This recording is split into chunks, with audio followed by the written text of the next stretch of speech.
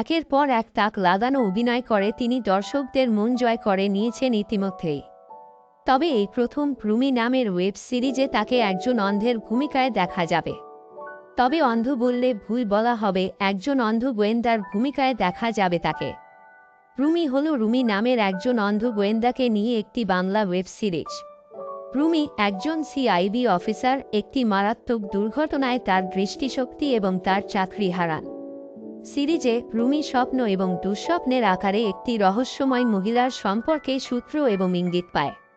সিরিজটি এই রহস্যময় মেয়েটির হত্যার রহস্য সমাধানের জন্য রুমির অনুসন্ধানকে ঘিরে আবর্তিত হয়েছে, যার সাথে রুমির কখনো দেখা হয়নি। চঞ্চল চৌধুরীর এই গল্প ভূতের নাকি গোয়েন্দা, থ্রিলার নাকি অলৌকিক কিছু জানতে দেখতে থাকুন আজকের এক্সপ্লেইন ভিডিও। তো শুরু করা যাক আজকের এক্সপ্লেইন ভিডিও। গল্পটি শুরু হয় একটি স্বপ্নের মধ্যে দিয়ে। সেই স্বপ্নে দেখা যায় রুমি অর্থাৎ চঞ্চল চৌধুরী এবং তার মা ছাদে বসে আছে, আর তার মা একটি গান গাচ্ছিল। তখন রুমি কান্না করতে করতে তার মায়ের কাছে যায় আর বলে যে তার খুব একা একা লাগছে। তখন তার মা তাকে আদর করতে করতে ছাদ থেকে পড়ে যায় আর সেখানেই সে মারা যায়। এরপর রুমির ঘুম ভেঙে যায়। এর পরের দৃশ্যে আমাদের ধনী ব্যবসায়ী আব্দুল মতিনের পরিবারকে দেখানো হয়, যেখানে আব্দুল মতিন তার স্ত্রী, ছেলে, ছেলের বউ এবং নাতি নাতনি নিয়ে বেশ সুখেই দিন কাটাচ্ছে, অর্থাৎ তার পরিবার একান্নবর্তী পরিবার। তখন আব্দুল মতিনের 5 বছরের নাতনি ইসরাত মতিন বাড়ি থেকে হঠাৎ নিখোঁজ হয়ে যায় আর হাতে লেখা একটি চিঠি তাদের বাড়িতে আসে। সেখানে ইসরাত মতিনের মুক্তিপণ হিসেবে 5 কোটি টাকা দাবি করা হয় আর পরের দিন সকালেই ইসরাতের মৃতদেহ উদ্ধার করে পুলিশ। এরপর কেস তদন্তের জন্য চলে যায় সিআইবি বা একটি ডিটেকটিভ ব্রাঞ্চে, আর সেই সিআইবি ব্রাঞ্চের একজন সিনিয়র অফিসার খন্দকার রুমি। ব্রাঞ্চের ডিরেক্টর এই কেসটি রুমিকে দেয় আর সহযোগী হিসেবে কাজ করে এশা। এরপর রুমি আর এশা তাদের ইনভেস্টিগেশনের জন্য আব্দুল মতিনের পুরো পরিবারকে ডাকে আর তাদের সবার হাতের লেখা সেই চিঠি লেখার সাথে মিলায়, কিন্তু এতে বিশেষ কোনো লাভ হয় না। তারপর রুমি একে একে সবাইকে চা খাওয়ার জন্য চায়ের দোকানে ডাকে আর তার কাছে খুচরা টাকা নেই বলে তাদেরকে চায়ের দাম দিতে বলে, আর এইভাবেই সে আসল আসামিকে শনাক্ত করে ফেলে। আসলে রুমি এখানে সবার মানিব্যাগ পকেট থেকে বের করা এবং তা আবার পকেটে রাখার ব্যাপারটা লক্ষ্য করছিল। আর তখন সে দেখে সবাই ডান হাত ব্যবহার করলেও মতিনের মেজো ছেলে ডান হাত দিয়ে মানিব্যাগ বের করলেও তা বাম হাত দিয়ে বাম পকেটে রাখে, অর্থাৎ সে দুহাতি। 2 হাত দিয়েই সে সমানভাবে কাজ করতে পারে। তাই চিঠিটা সে বাম হাত দিয়ে লিখে বাড়িতে পাঠিয়েছিল। তাকে অ্যারেস্ট করার পরে সে সব স্বীকার করে নেয় আর বলে যে তার ব্যবসায় লস করার কারণে 5 কোটি টাকার ঋণে ছিল আর এই জন্যই সে এমনটা করেছে, আর ধরা পড়ে যাওয়ার ভয়ে সে ইসরাতকে হত্যা করে। পরের সিনেমাতে দেখানো হয় রুমি তার বসের রুমে এসে তার বসকে আবার তদন্ত করতে বলে তার মায়ের মৃত্যুর ব্যাপারে। কয়েকবার তদন্ত করার পরেও তার মায়ের মৃত্যুকে স্বাভাবিক দুর্ঘটনা মনে হলেও রুমির বিশ্বাস তার মাকে হত্যা করা হয়েছে। এই কেস সলভ হওয়ার পর রুমির কলিগ আরিয়ান রুমিকে বলে যে তুমি এই কেসটা সলভ করলেও সাফল্যের আসল মুকুটটি এখনো পড়তে পারোনি, কারণ এখনো তুমি তোমার মায়ের হত্যার কেসটি সলভ করতে পারোনি। এখানে আমরা দেখতে পাই আরিয়ান এবং রুমির সম্পর্ক মোটেই ভালো ছিল না। অফিস থেকে বাসায় আসার সময় এশা রুমিকে বলেছে কাল তার জন্মদিন, তাই আগামীকাল সে একটু রেস্টুরেন্টের অফিসের সবাইকে ট্রিট দিবে, তাই রুমি যেন সেখানে অবশ্যই উপস্থিত থাকে। রাতে আমরা দেখতে পাই রুমি তার বাড়িতে বসে ড্রিঙ্কস করছে আর তাকে সাহায্য করছে তরিকুল। আসলে তরিকুলকে অনেক ছোটবেলায় রুমির মা অ্যাডপ্ট করেছিল, তাকে মায়ের ভালোবাসা দিয়ে বড় করেছে রুমির মা, আর সে এখানেই থাকে। এর পরের দিন সময় মতো রুমি সে রেস্টুরেন্টে যায় যেখানে এশা তার জন্মদিন উপলক্ষে সবাইকে ট্রিট দিবে বলেছিল, কিন্তু রুমি সেখানে গিয়ে দেখে যে এশা সেখানে একাই বসে আছে। আসলে এশা সেখানে শুধুমাত্র রুমিকেই ডেকেছিল, কারণ এশা আজ রুমিকে তার প্রেম নিবেদন করতে চেয়েছিল।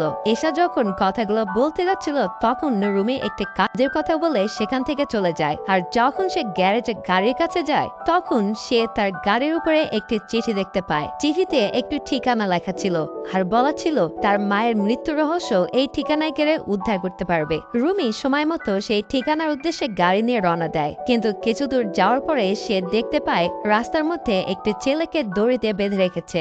এটা দেখে সে নিয়ন্ত্রণ হারিয়ে ফেলে আর অ্যাক্সিডেন্ট করে। এই অ্যাক্সিডেন্টে রুমি বেঁচে গেলেও সে অন্ধ হয়ে যায়। এর পরের সিনে আমরা দেখতে পাই রুমি একটা স্বপ্ন দেখছে যেখানে একটি সুন্দরী মেয়ে নৌকার উপরে ক্লাসিক্যাল ডান্স করছে, আর এর কিছুক্ষণ পর একটি ভয়ঙ্কর চেহারার মহিলা এসে সে মেয়েটির গলায় চাকু রাখে আর তার গলা কেটে হত্যা করে। পরের দিন সকালে রুমি তার অ্যাসিস্ট্যান্ট এশাকে তার বাসায় ডাকে আর তার স্বপ্নের ব্যাপারে বলে। আর এরই মধ্যে এশার কাছে একটি কল আসে আর তাকে একটি কেসের ডিটেলস পাঠিয়ে দেয়। আর তখন এশা অনেক অবাক হয়ে যায়, কারণ রুমির বর্ণনা করার স্বপ্নের সাথে এই কেসের খুন হওয়া মেয়ের হুবহু মিল পাওয়া যায়। এরপর সিআইবি অফিসে মিটিং হয় আর সেখানে এই মেয়ের সম্পর্কে ডিটেলস জানানো হয়। মেয়েটির নাম নেহা আর সে বিশিষ্ট ব্যবসায়ী রশিদের একমাত্র মেয়ে। আমেরিকা থেকে 4 বছর আগে দেশে এসেছে।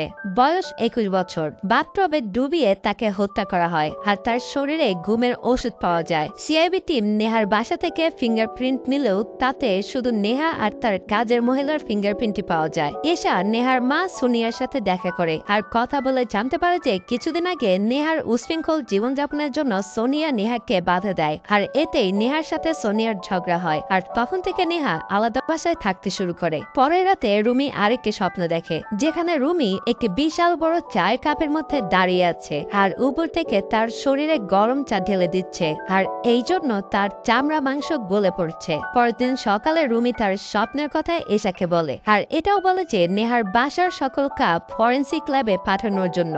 এশা তার কথা মতো কাজ করে। তখন একটি কাপে বশির নামের একজনের ফিঙ্গারপ্রিন্ট পাওয়া যায়, যে নেহার চাচা হয়। আর অন্যদিকে আমরা দেখতে পাই বশির তার বাসাতেই ছিল। তার কাছে একটি ফোন আসে আর ফোন রেখেই বশির তার সব ল্যাপটপ ব্যাগে গুছিয়ে নিয়ে সেখান থেকে পালিয়ে যায়। সিআইবি টিম তার বাড়িতে এসে শুধুমাত্র একটি ল্যাপটপ উদ্ধার করতে পারে।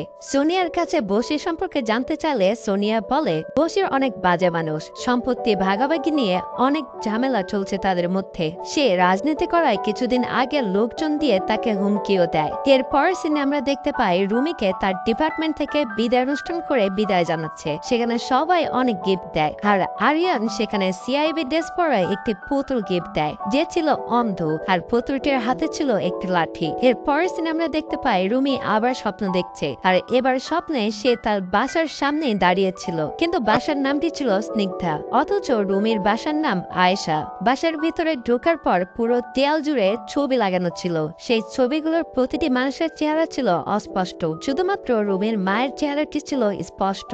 এরপর রুমি বাসা থেকে বের হতে গেলে দরজা বন্ধ হয়ে যায় আর পুরো ঘর ধোঁয়া দিয়ে ভরে যায়। রুমি ফ্লোরে পড়ে থাকে। পুরো স্বপ্ন শোনার পর এশা বলে হয়তো নেহা অথবা তার খুনি নেশাগ্রস্ত ছিল আর এটাই এখন তাকে খুঁজে বের করতে হবে। যেখানে রুমি এবং এশা বসে বসে কথা বলছিল তার একটু দূরেই কালো হুডি পরা কেউ একজন দাঁড়িয়েছিল আর সে তাদের উপরে নজর রাখছিল। এরপর এশা সোনিয়ার সাথে দেখা করে আর তখন সোনিয়া এশাকে বলে যে নেহা ড্রাগ অ্যাডিক্টেড ছিল আর এটা নিয়েই তাদের মধ্যে ঝগড়া হয়। তখন সোনিয়া আরো জানায় যে অর্ণব নেহার বন্ধু ছিল আর সে নেহাকে পছন্দ করত। সে সবসময় নেহার ভালো চাইতো, কিন্তু নেহা অর্ণবকে সহ্য করতে পারত না আর সে সজীব নামের একজনের সাথে সম্পর্কে জড়ায়। সজীব নিজেও ছিল ড্রাগ অ্যাডিক্টেড। এরপর এশা অর্ণবের সাথে দেখা করে। তখন অর্ণব জানায় সে নেহাকে পছন্দ করত, কিন্তু নেহা সজীব নামের এক উশৃঙ্খল ছেলের সাথে সম্পর্কে জড়িয়ে যায় আর নেহা হত্যার পর সজীব গ্রামে চলে যায়। তখন এশা এবং আরিয়ান সিআইবি ডিরেক্টরের সাথে দেখা করে আর তাকে বলে যে সজীবকে ধরতে গ্রামে তাদের টিম পাঠাতে হবে। অন্যদিকে আমরা দেখতে পাই রুমি তরিকুলের সাথে নিয়ে বশিরের অফিসে যায় বশিরকে খোঁজার জন্য। আর এই ফাঁকে কালো হুডি পরা লোক রুমির বাসায় ঢোকে আর তার মতে কিছু একটা মিশিয়ে চলে যায়। এরপর রুমি এবং তরিকুল তাদের বাসায় আসে আর তরিকুল রুমিকে হুইস্কি গ্লাসে ঢেলে দেয় আর সেখান থেকে চলে যায়। রুমি তখন মদ গিলতেই যাচ্ছিল, ঠিক তখনই সে মদের গ্লাস ফেলে দেয় আর এরপরে ফরেন্সিক ল্যাবে তা পরীক্ষা করা হয়। পরীক্ষার পরে সায়েন্টিস্ট বলে যে রুমির মদে সায়ানাইড মেশানো ছিল। যদি রুমি অল্প একটুও পান করত তবে সে সাথে সাথে মারা যেত।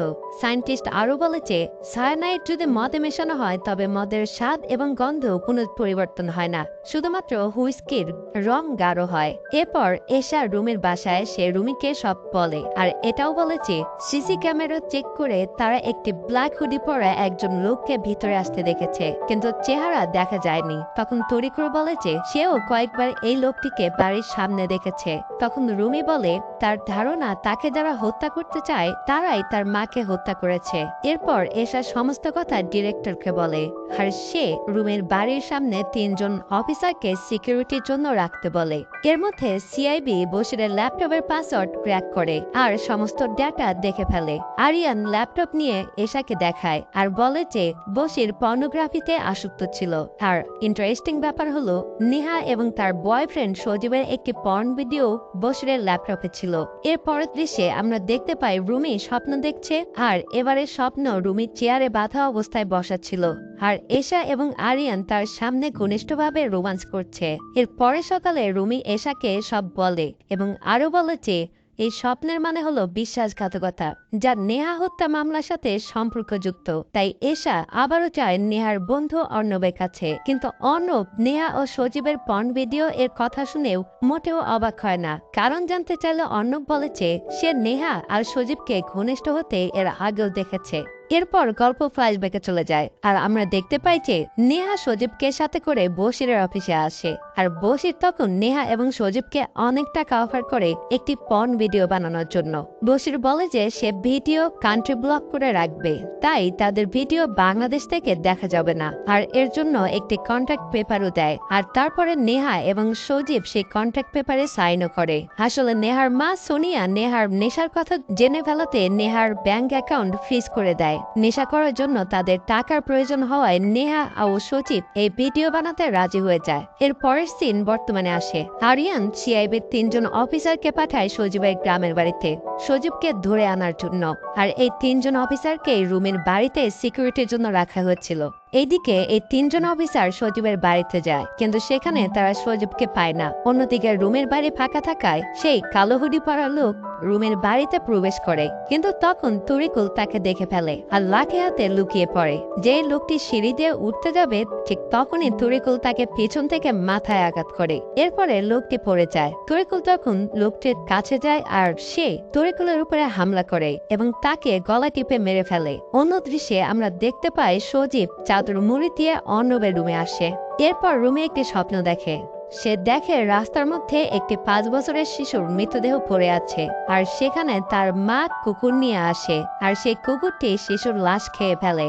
আসলে এই শিশুটি ছিল রুমি নিজেই।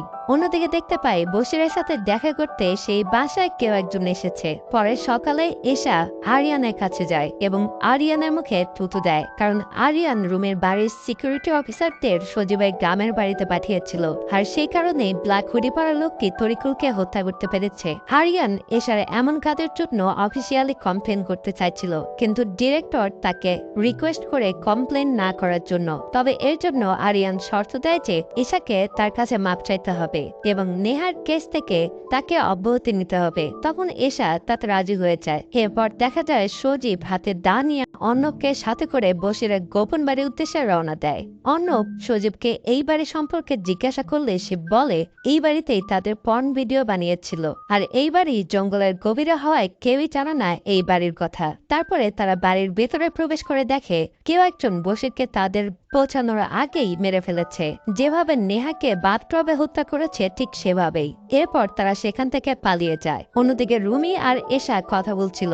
রুমির ধারণা নেহা গর্ভাবস্থায় থাকাকালীন তার মা নেশা করত, তাই নেহাও নেশাগ্রস্ত হয়েছে। কিন্তু এশা বলে সোনিয়াকে দেখে এমনটা মনে হয় না। তারপর রুমি এবং এশা সোনিয়ার সাথে দেখা করে। রুমি কৌশলে জেনে নেয় সোনিয়ার বাড়ি ময়মনসিংহ, আর সে এশাকে আগেই বলে রেখেছিল নেহার মেমোরি ভিডিও বানানোর কথা বলে সোনিয়ার থেকে নেহার সমস্ত ছবি কালেক্ট করার জন্য। কিন্তু সোনিয়া এশাকে নেহার 5 বছরের আগের কোনো ছবি দিতে পারেনি। কিন্তু কথার এক ফাঁকে সোনিয়া বলে ফেলে নেহার ছোটবেলায় প্যারালিটিক পোলিও হয় আর তার চিকিৎসার জন্য তারা আমেরিকাতে চলে যায়। নেহা সুস্থ হলে তারা আবার দেশে আসে। তখন রুমের খটকা লাগে, কারণ নেহা ক্লাসিক্যাল ডান্স করত, তাই তার যদি প্যারালিটিক পোলিও হতো তবে সে কখনোই ক্লাসিক্যাল ডান্স করতে পারত না। এরপর রুমি তার স্বপ্নের কথা ভাবে যেখানে তার মা লাশটিকে কুকুর দিয়ে খাওয়ায়, তাই সে এশাকে বলে ময়মনসিংহের রিহ্যাব সেন্টারগুলোতে খোঁজ নেওয়ার জন্য, যেখানে স্নিগ্ধা নামের কেউ ভর্তি হয়েছিল কিনা কখনো।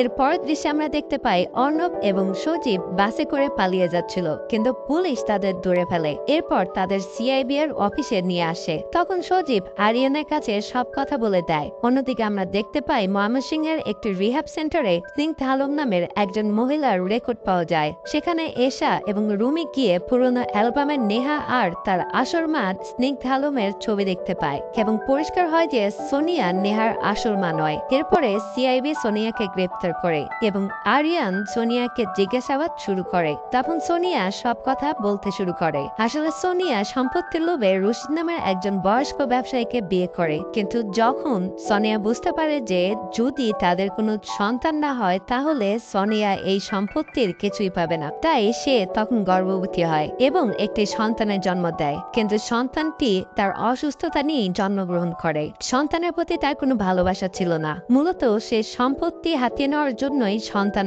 জন্ম দেয়। আর তারপরে সন্তানটি অসুস্থ হওয়ায় সে সন্তানকে অবহেলা করতে থাকে। রশিদ বিষয়টি বুঝতে পারে, তাই সে তার সমস্ত সম্পত্তি তার মেয়ে নেহার নামে উইল করে দেয়। যে উইলে বলা হয় যে 21 বছরের আগে তার সম্পত্তি তার বাবা মা দেখাশোনা করবে, আর যদি 21 বছরের পূর্বে নেহা মারা যায় তাহলে সমস্ত সম্পত্তি ট্রাস্টে চলে যাবে, আর 21 বছর পরে নেহা তার সম্পত্তি পুরোপুরিভাবে গ্রহণ করবে। এই উইল হওয়ার পরে সোনিয়া অনেক হতাশ হয়ে যায়, কিন্তু কিছুদিন পরেই তার হাতে একটি সুযোগ আসে, আর তা হলো রশিদ মারা যায়। আর তারপরে একদিন সে তার নিজের মেয়ে নেহাকে বাথটবে ডুবিয়ে হত্যা করে, কারণ নেহা অনেক অসুস্থ ছিল। সে 21 বছর হওয়ার আগেই মারা যেতে পারে। আর তারপরে সে ময়মনসিংহের রিহা থেকে স্নিগ্ধা আলমের মেয়েটিকে কিনে নেয় খুবই অল্প টাকায়। আর তারপরে সে তার মেয়েকে নেহা নাম দিয়ে আমেরিকাতে নিয়ে চলে যায়। আর যখন নেহার ছোটবেলার চেহারা সবাই ভুলে যায় তখন সে নেহাকে নিয়ে আবার দেশে চলে আসে। কিন্তু দেশে আসার পর নেহা আবার উশৃঙ্খল জীবনযাপন শুরু করে।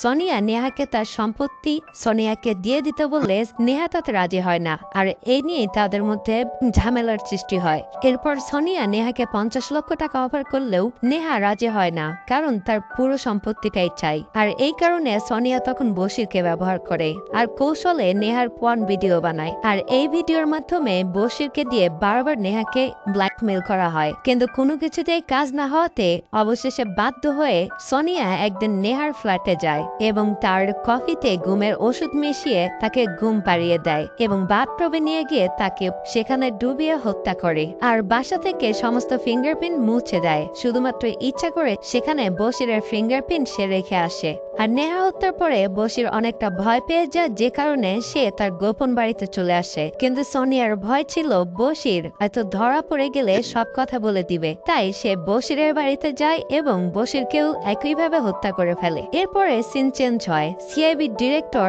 আরিয়ানকে বলছে যে ইনকোয়ারি টিম রুমির জবানবন্দি নেবে, আর এতে আরিয়ান ফেসে যেতে পারে। তাই সে আরিয়ানকে বলে যে রুমির সাথে সকল ভুল বোঝাবুঝির অবসান করতে। তখন আরিয়ান বলে যে তার এই ব্যাপার নিয়ে চিন্তা করতে হবে না, আরিয়ান তা সামলে নিবে। আর তারপরে আমরা দেখতে পাই যে আরিয়ান ব্ল্যাক হুডি পরা লোকটিকে নিয়ে একটি গাড়ির মধ্যে ছিল, আর আরিয়ান ব্ল্যাক হুডি লোকটিকে বলে যে এবার তাকে একবারে মেরে ফেলার জন্য। তখন ব্ল্যাক হুডি লোক সেখান থেকে বেরিয়ে যায় আর সোজা গিয়ে রুমের বাসায় চলে যায়। বাসায় ঢোকার পরে সেই লোকটি তার মুখের মাস্ক খুলে ফেলে, আর আমরা দেখতে পাই সে হুবহু রুমের মতোই দেখতে। তখন সে তার পরিচয় দেয়, সে বলে যে রুমি আর সে যমজ ভাই, কিন্তু তার মা তাকে কলকাতাতে রেখে শুধুমাত্র রুমিকে নিয়ে সেখান থেকে চলে আসে। আর তার ভাষণ্ড বাবার কাছে সে বড় হতে থাকে। তার বাবা তার উপরে অনেক অত্যাচার করত, আর এইদিকে রুমের মা রুমিকে অনেক আদর করত। আর এইভাবেই সে একসময় সন্ত্রাসী হয়ে যায়, যে কারণে সে এখন তাদের উপরে প্রতিশোধ নিচ্ছে। সেই ছাদে গিয়ে রুমের মাকে হত্যা করে, আর এখন সে রুমিকে হত্যা করতে এসেছে। এরপর সে রুমিকে বেডরুমে যেতে বলে, তখন রুমিও তাকে বলে ওকে চলো বেডরুমে যাই। আর এরপরে আমরা দেখতে পাই তার বাসার মধ্যে এশা চলে আসে। এশা আসার পরেই রুমি রুম থেকে বের হয়, আর সে এশাকে জড়িয়ে ধরে। তার জড়িয়ে ধরাতে অনেকটা সন্দেহ সৃষ্টি হয়, আসলে কি সে রুমি নাকি রুমির যমজ ভাই। কিন্তু এখানে আরেকটি প্রশ্ন থেকে যায়, কেননা মদের গ্লাসের রংটা চেঞ্জ হওয়া, কারণ রুমি যদি অন্ধ হতো তাহলে তো সে মদের গ্লাসের কোনো চেঞ্জ দেখতে পেত না। তাই এই প্রশ্নটির উত্তর পেতে আমাদেরকে অপেক্ষা করতে হবে এর দ্বিতীয় সিজনের জন্য।